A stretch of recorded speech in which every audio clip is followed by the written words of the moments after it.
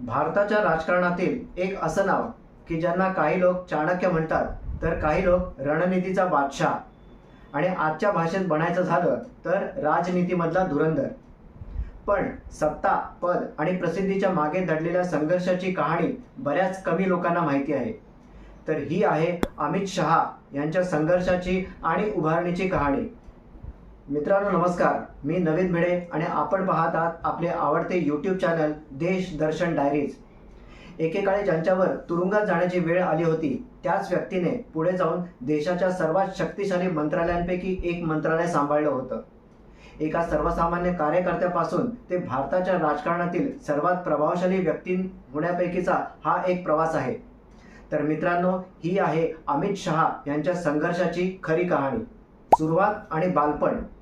अमित शहा यांचा जन्म 22 ऑक्टोबर 1964 रोजी मुंबईत झाला, परंतु त्यांचं संपूर्ण बालपण हे गुजरातमध्ये गेलं. त्यांचे वडील अनिल चंद्र शहा हे PVC पाईपचा व्यवसाय करत होते. घर तसं आर्थिकदृष्ट्या स्थिरस्थावर होतं, परंतु राजकारणाशी त्या घराचा दूरपर्यंत संबंध नव्हता. पण लहानपणापासूनच अमित शहा यांना संघटन आणि नेतृत्वाची आवड होती. पुढे कॉलेजमध्ये असताना त्यांनी बायोकेमिस्ट्रीचं शिक्षण पूर्ण केलं, पण त्याच काळात त्यांचा कल हा हळूहळू राष्ट्रवादी विचारसरणीकडे वाढू लागला आणि इथूनच सुरू झाला त्यांचा राजकीय प्रवास. RSS आणि ABVP पासून सुरुवात. तरुण वयातच ते राष्ट्रीय स्वयंसेवक संघ म्हणजे RSSशी जोडले गेले. पुढे त्यांनी अखिल भारतीय विद्यार्थी परिषद म्हणजे ABVP पासून कामाची सुरुवात केली. त्यावेळी ना त्यांच्याकडे कुठलं मोठं पद होतं ना प्रसिद्धी, पण लोकांना जोडण्याची कला त्यांना अवगत होती. आणि त्याच काळात त्यांची भेट एका अशा व्यक्तीशी झाली की ज्या व्यक्तीने पुढे जाऊन संपूर्ण भारताचं राजकारणच बदलून टाकलं. आणि त्या व्यक्तीचं नाव म्हणजे नरेंद्र दामोदरदास मोदी. नरेंद्र मोदी आणि अमित शहा यांची जोडी. नरेंद्र मोदी आणि अमित शहा यांनी 1980 ते 90च्या दशकामध्ये गुजरातमध्ये संघटन मजबूत करण्याचं काम सुरू केलं. अमित शहा हे पडद्यामागे राहून रणनीती तयार करत होते. लोक तर असं म्हणतात की नरेंद्र मोदी हे केवळ चेहरा होते, परंतु त्याच्या मागील जो मेंदू होता तो अमित शहा यांचा होता. अमित शहा हे अगदी बूथ लेवलवर जाऊन काम करणारे होते. त्यांचा प्रत्येक मतदारसंघाची त्यांना इत्थंभूत माहिती असायची. त्यांचा प्रत्येक कार्यकर्त्याशी अगदी जवळून संपर्क होता. त्यांचं प्लॅनिंगच इतकं जबरदस्त होतं की लोक हळूहळू त्यांना इलेक्शन स्ट्रॅटेजिस्ट म्हणून ओळखायला लागले. राजकारणात मोठी एंट्री. 1997 मध्ये अमित शहा प्रथमच गुजरात विधानसभा निवडणूक जिंकले. त्यानंतर त्यांनी अनेक निवडणुका जिंकल्या. गुजरातमध्ये त्यांनी गृह, कायदा व कारागृह अशी महत्त्वाची खाती सांभाळली. त्यांची प्रतिमा ही एक शांत, संयमी पण तेवढा शिस्तप्रिय आणि कडक अशा नेत्याची होती. आणि त्यांच्या आयुष्यातील सर्वात कठीण काळ हा अजून यायचा होता. आरोप, वाद आणि संघर्ष. 2010 मध्ये अमित शहा यांच्यावर गंभीर आरोप झाले. त्यांना अटकही झाली. त्यांच्या विरोधकांनी त्यांच्यावर जोरदार टीका केली. अगदी त्यांच्यावर मीडिया ट्रायल देखील झाली. एवढेच नाही तर त्यांना काही काळ गुजरात बाहेर राहण्याचे देखील आदेश देण्यात आले. कल्पना करा, ज्या माणसाने आयुष्यभर पक्षासाठी काम केलं त्याच माणसावर शेवटी प्रश्नचिन्ह उभं राहिलं.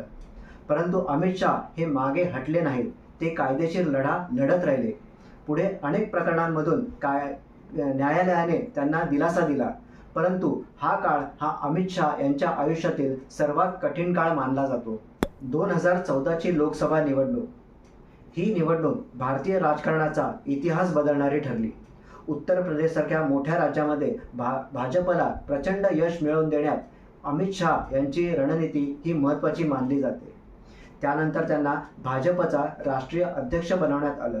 त्यांच्या नेतृत्वाखाली भाजपने अनेक राज्यांमध्ये विजय मिळवला आणि पक्ष हा जगातील सर्वात मोठ्या राजकीय पक्षांपैकी एक बनला. गृहमंत्री म्हणून भूमिका. 2019 मध्ये अमित शहा हे देशाचे गृहमंत्री बनले. त्यांच्या कार्यकाळात देशाने अनेक महत्त्वाचे निर्णय घेतले, जसे की कलम 370 हटवणे, CAA वर निर्णय व भारताच्या सुरक्षा व्यवस्थेवरती भर. त्यांच्या ह्या निर्णयाचा काही लोकांनी समर्थन केले तर काही लोकांनी विरोध. परंतु एक गोष्ट मात्र सर्वांनी मान्य केली, ती म्हणजे अमित शहा हे खूप प्रभावशाली आणि निर्णायक नेता आहेत. Personal buildup. मित्रांनो, अमित शहा यांची सर्वात मोठी ताकद काय, तर ते भाषणांनी कमी आणि प्लॅनिंगनी जास्ती काम करतात. स्पॉटलाईटपेक्षा स्ट्रॅटेजीवर जास्त विश्वास ठेवतात. त्यांनी अनेक वेळा हे सिद्ध केलंय की राजकारणामध्ये केवळ लोकप्रियता नाही तर संघटन, संयम आणि रणनीती तेवढीच महत्त्वाची असते. एका सर्वसामान्य व्यापाराच्या मुलापासून ते RSSचा कार्यकर्ता, तिथून गुजरातचे राजकारण, संघर्ष, वाद, आरोप आणि शेवटी भारताचे गृहमंत्री. मित्रांनो, हा प्रवास नक्कीच सोपा नव्हता. तुम्हाला अमित शहा आवडत असतील वा नसतील, परंतु त्यांचा संघर्ष, त्यांचे संघटन कौशल्य आणि त्यांची राजकीय उभारणी ही नक्कीच अभ्यास करण्यासारखी आहे. कारण इतिहास नेहमी त्यांनाच लक्षात ठेवतो की जे परिस्थितीसमोर हार मानत नाहीत. तुमच्या मते अमित शहा यांची खरी ताकद काय हे मला कमेंटमध्ये नक्की कळवा. आणि अशाच सत्य आणि रोचक कहाण्यांसाठी आपल्या चॅनलला सबस्क्राईब करायला देखील विसरू नका. धन्यवाद.